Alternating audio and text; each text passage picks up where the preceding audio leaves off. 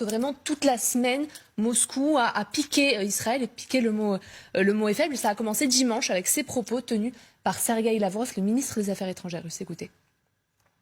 Но то, что аргумент он выдвигает, какая может быть у нас нацификация, когда я еврей, я, если правильно помню, боюсь ошибиться. Но, по-моему, у Гитлера тоже была еврейская кровь.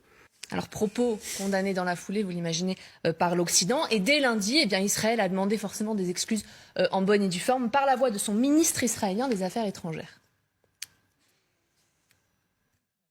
היטלר לא היה ממוצא יהודי, והיהודים לא הרגו את עצמם בשואה. אנחנו עושים כל מאמץ לשמור על יחסים טובים עם רוסיה, אבל יש גבול, והגבול הזה הפעם נחצה. ממשלת רוסיה צריכה להתנצל בפנינו ובפני העם היהודי.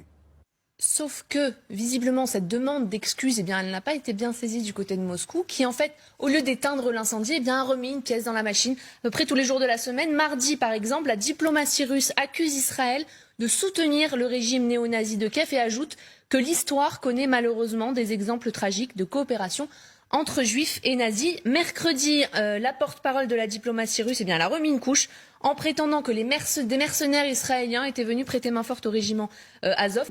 Mais en fait, tout ça, comme toujours, ça a un tout petit peu de vrai. En fait, ça remonte à un article publié en 2009 par le magazine français Science et Vie, qui se base sur un document qui date de 1924, un document issu des renseignements généraux français au moment où Hitler est arrêté à la suite du putsch de la brasserie à Munich. Tentative de putsch avortée. Hitler est arrêté. Et en fait, sur cette fiche signalétique des renseignements généraux français sur Adolf Hitler, on lui attribue un deuxième prénom. Ce deuxième prénom, c'est Jacob. Jacob, prénom à consonance juive. Voilà, Jacob, ça fait juif. Et donc, Hitler a des origines juives. Exactement. Sauf que, déjà, personne n'a vraiment émis l'hypothèse, mais sur cette fiche, il y avait deux erreurs manifestes. Premièrement, la date de naissance d'Hitler qui était fausse et la ville de naissance d'Hitler qui était fausse. Et au-delà de ça, une petite remarque pointée par l'officier DRG qui a rempli ce truc-là à l'époque, qui disait que Hitler ne serait que l'instrument de puissance supérieure.